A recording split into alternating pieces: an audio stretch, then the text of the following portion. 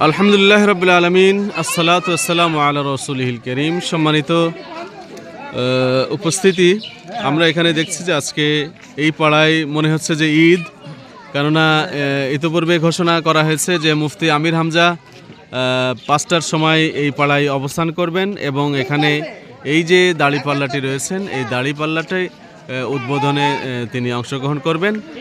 সেই হিসাবে এই পাড়ায় মনে হচ্ছে যেন আজকে ঈদের দিন। আমি সবার মধ্যে খুব একটা দেখতে পাচ্ছি যে তাদের উৎসব মুখর একটা পরিবেশ এখানে বিরাজ করছে। তো এই মুহূর্তে আমার সামনে যিনি আছেন, আমি হযরতকে বলতে চাই যে আপনি আপনার পরিচয় দিয়ে বলুন, আসলে আপনাদের এই পাড়াতে যে দাড়িপাল্লার যে অবস্থা দেখতে পাচ্ছি, তাতে করে আপনার আগামীতে দিন প্রতিষ্ঠার জন্যে এই পাড়ার যে ভূমিকা, এই পাড়ার জনমানুষের যে ভূমিকা, সেই ভূমিকা কেমন হবে আপনি আশা করেন? আলহামদুলিল্লাহ, পরিচয়টা দিন। আমি মোহাম্মদ ইজাজুল ইসলাম। আমি এ পর্যন্ত অনেক দলই দেখেছি, 71-এর পরে তো অনেক দলই দেখেছি। কোনো দল এ পর্যন্ত ইসলামের কথা বলে না, নামাজের কথা বলে না।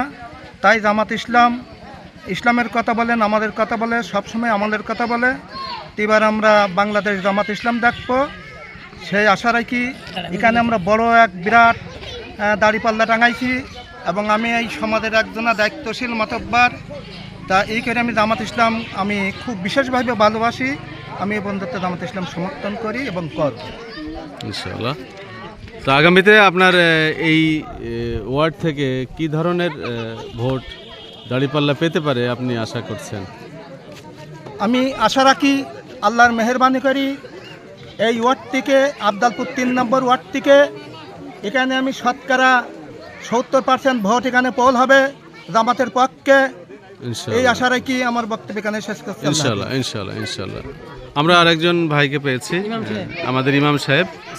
ওয়ালাইকুম আসসালাম রহমতুল্লাহ। ভাইজান, আমি যদি একটি প্রশ্ন আপনার কাছে করি, যে অনেকেই বলছে যে জামাত ইসলামে এরকমও কথা আসছে যে জামাত ইসলামে ভোট দিলে জান্নাত পাওয়া যাবে, এই ধরনের কথা নাকি জামাতের নেতৃত্ব স্থানের লোক তারা বলছে। আসলে এটা কি সত্য বলছে না মিথ্যা বলছে, আপনার কি মনে হয়?